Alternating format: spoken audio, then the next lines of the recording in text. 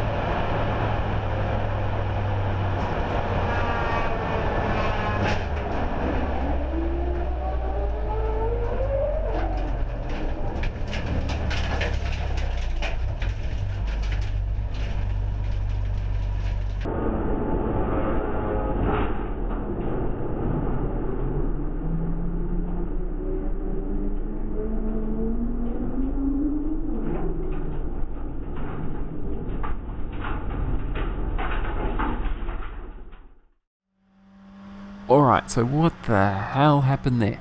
Now, I guess first off, if you're not aware, that was a second-gen Toyota Celica GT, as far as I can tell.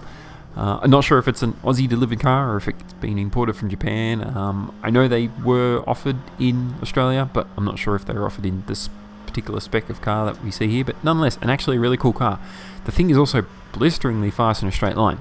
Now, this was only about the second or third lap around the track for this session. I actually came out of the pits immediately behind this car, and shortly after the first lap or so out, he overtook another MX-5, so I sat behind the other MX-5 for, I don't know, half a lap or so, and he sort of got away from me while I sat behind the MX-5. Just, I guess, MX-5 being an MX-5, I kind of followed them for a little bit, but then eventually decided to overtake.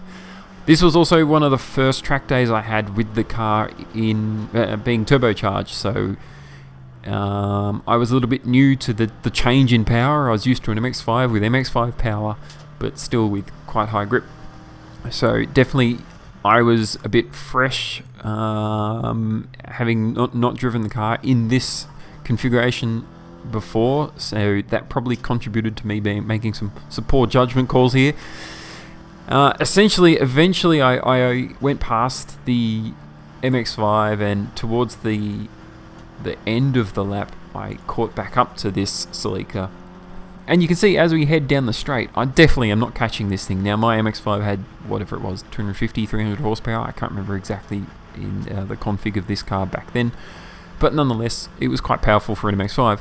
This Celica was well and truly, it's not like I was catching him at any rate, any real fast rate, so fundamentally he had some legs. Essentially I'm catching up to the car as we're heading towards the end of the main straight. He is more or less right on the racing line, and I think I mistakenly thought that he was going to carry more speed through the corner, and I sort of held a bit of an inside line. I didn't sit behind him, I sat to his inside, and I guess I just assumed that maybe the gap was going to stay there, but of course not. He turned and tried to aim for the apex like he probably should have, and fundamentally I carried way more speed into it, assumed that there was going to be a gap there, and there wasn't.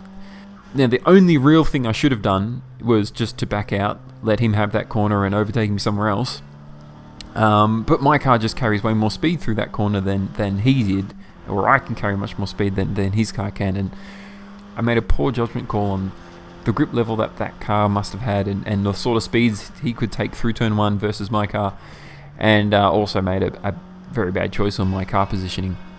Immediately after that we touched, he got up on 2 wheels, which was absolutely frightening. But then he came back down fine, and he was able to continue on, and I saw in my mirrors he kept driving along, and he proceeded back out on track again later that day. We caught up after the incident, we spoke with the officials, and we spoke together with one another, and there was certainly no bad beef or anything between us. The guy was very kind, and I obviously openly admitted fault. The officials had no real words to say to us other than just be careful and don't be an idiot, because undoubtedly I was the idiot there. Not much more to say. That's my story from a few years ago where I crashed into another car on track. I got lucky, there was nobody hurt, and there was no damage to any cars, so it was wheel on wheel action which spun him off, and the dude was on 2 wheels at one moment. It's insane, it's frightening. Thanks for watching. We'll see you next time.